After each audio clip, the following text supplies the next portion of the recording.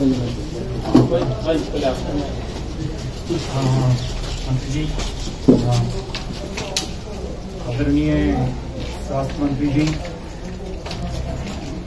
स्वास्थ्य secretary, media के मित्रगण जो यहाँ उपस्थित हैं, आज यहाँ पर जो औषधि वितरण का एक छोटा सा कार्यक्रम आयोजित हुआ है, उसमें आपकी उपस्थिति के लिए, मंत्री जी की उपस्थिति के लिए और स्वास्थ्य मंत्रालय के सभी अधिकारीगणों की उपस्थिति के लिए सर्वप्रथम मैं बहुत बहुत धन्यवाद करना चाहूँगा। आदरणीय मंत्री जी, जैसे आप और हम सब भली भांति परिचित हैं, कोविड-19 की महामारी, इस महामारी की व्यापकता, इस महामारी की व्यापकता का प्रकोप किसी एक देश तक सीमित नहीं। ये एक ऐसी वैश्विक चुनौती है जिसके लिए ये अनिवार्य है कि सभी देश, सभी समाज एकजुट मिलकर इसका सामना करें। वैश्विक चुनौती है तो इस वैश्विक चुनौती का समाधान भी एक वैश्विक कार्य रूपक के अंतर्गत ही हो। वैश्विक कार्य रूप में देश के अंदर जो कार्यशैली है वो क्षेत्रीय स्तर पे जो क्षेत्रीय देश आपस में सहयोग करते हैं वो सभी महत्वपूर्ण है।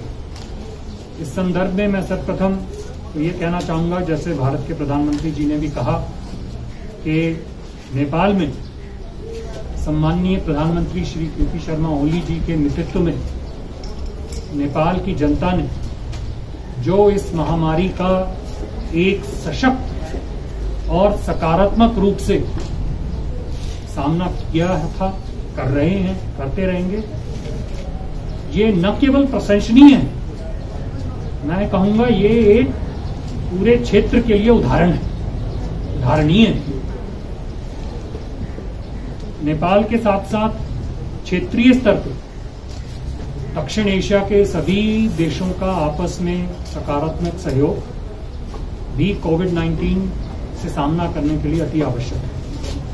इसी संदर्भ में 15 मार्च को गत महीने प्रधानमंत्री मोदी जी द्वारा आयोजित कोविड-19 से लड़ने के लिए जो सार्क की कॉन्फ्रेंस का आयोजन हुआ, उसमें सम्माननीय प्रधानमंत्री श्री के.पी. शर्मा ओली जी भी उपस्थित थे। वो इस चुनौती के क्षेत्रीय स्तर पे क्या हमारी प्रतिक्रिया हो, क्या हमारा रिस्पॉन्स हो, उसका एक बहुत अच्छा उदाहरण था।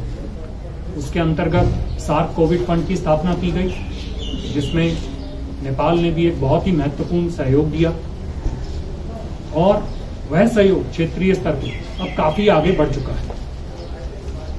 आज का ये कार्यक्रम,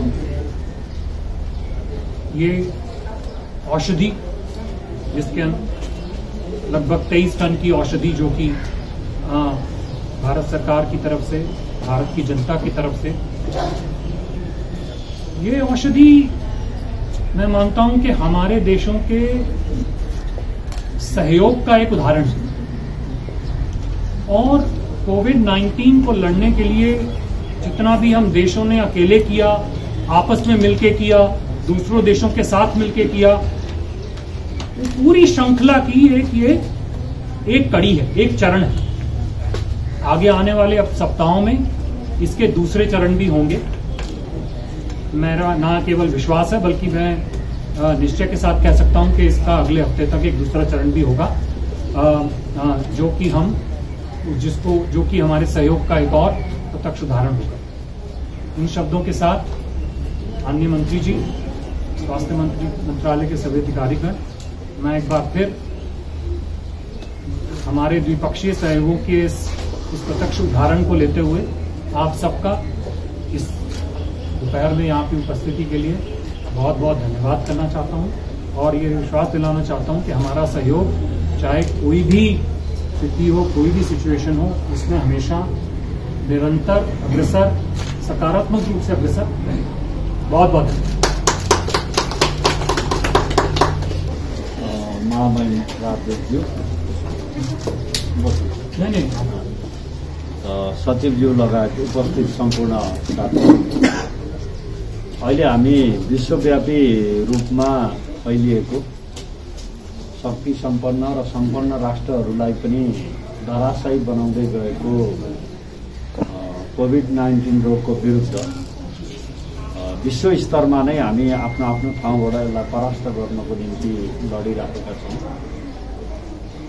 एउटा छिमेकी हुनुको नाताले छिमेकी मित्र राष्ट्रको तर्फबाट यो महामारीका विरुद्ध लडिरहेको नेपाली जनता, नेपाली सरकारलाई ऐक्यबद्धता जनाउनको निम्ति साह्रो गाह्रो अप्ठ्यारोमा हामी साथमा छौँ भन्ने सन्देशका साथ जुन खालको सहयोग लिएर महामहिमज्यू भारतीय सरकारको तर्फबाट यहाँ उपस्थित हुनुभएको छ, म उहाँ र उहाँ मार्फत भारतीय सरकारप्रति पनि आभार व्यक्त गर्न चाहन्छु, धन्यवाद ज्ञापन गर्न चाहन्छु।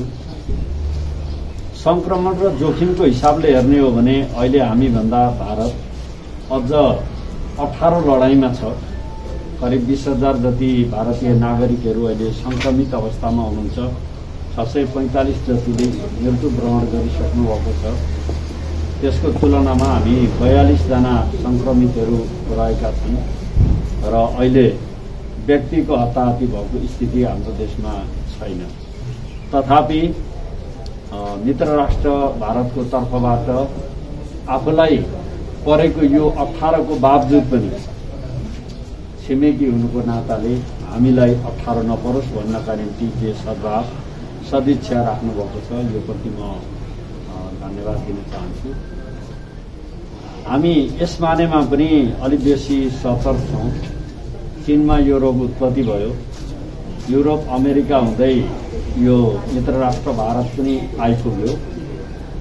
जब मित्र राष्ट्र भारतमा यो महामारी फैलिने खालका संकेतहरू भयो, अब हामी उच्च जोखिममा छौँ भन्ने निष्कर्ष निकालेर हामीले हाम्रो तयारी र सावधानीलाई एक स्तर माथि पुर्यायौँ। किनभने यो महामारी मात्र होइन, देवी देवताका पालादेखि रहन सहन, बसउट, आउजाउ सबै खालको प्रभाव हामी दुई देशमा, एकमा राम्रा कुरा भयो भने त्यसले अर्को देशलाई सकारात्मक प्रभाव पार्ने र एक ठाउँमा कमजोरी वा नकारात्मक पक्ष भयो भने त्यसले अर्कालाई पनि प्रभावित गर्ने खालको कुरो भएको हुनाले भारतमा यो रोग बढेपछि स्वभावतः यहाँ पनि हामी उच्च जोखिममा छौँ भन्ने अर्थमा नै हामी लागिरहेका छौँ र यस्तो बिचमा जे सहयोग गर्नुभयो यसको लागि म धन्यवाद दिन चाहन्छु। र यसमा मैले अरू धेरै कुरा भन्नु छैन। सुरुमा औषधिजन्य पदार्थहरू बाहिर अन्य देशहरूमा चाहिँ नपठाउने भन्ने भारत सरकारको सोचाइ आयो भनेर सार्वजनिक भएपछि हामीले कूटनैतिक पहलद्वारा भारतीय सरकारसँग कुरा गर्यौँ।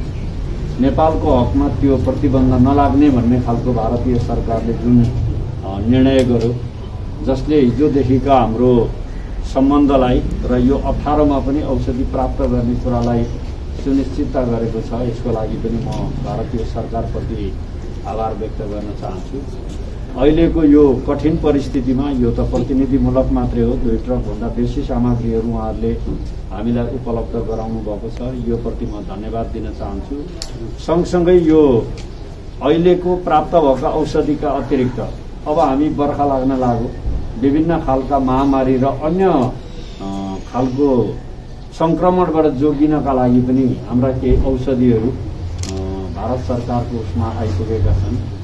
त्यसलाई पनि आवश्यक मात्रामा भारतीय सरकारले सहयोग गरेर नेपाली जनताहरूको यो अप्ठ्यारोप्रति उहाँहरूले बुझ्नु नै हुनेछ र यहाँसम्म आएर जुन खालको सद्भाव देखाउनुभयो, सहयोग गर्नुभयो, म महामहिम राजदूत मार्फत भारतीय सरकारलाई धन्यवाद दिन चाहन्छु।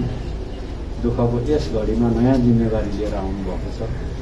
महामहिम राजदूतजीसँग पहिलो भेटघाट भएको हुनाले कार्यकालको पूर्ण सफलताको म शुभकामना पनि व्यक्त गर्न चाहन्छु। धन्यवाद।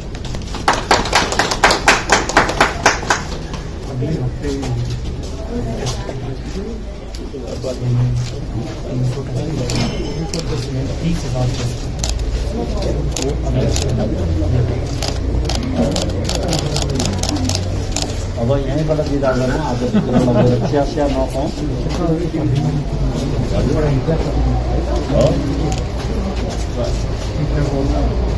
लॉकडाउन का भी है तो मैं मंत्री जी को कह रहा था कि अगले हफ्ते टेस्ट के सभी 300 टेस्ट की जो लगभग 30,000 टेस्ट के आसपास है अगले सप्ताह तक आ जाएगा। मैं आके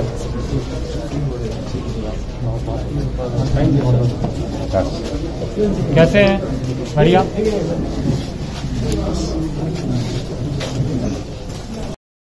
एक्सक्लुसिभ इन्टरभ्यू रोचक र ज्ञानवर्धक सूचनाका लागि नेपाल आज सब्स्क्राइब गर्नुहोस्।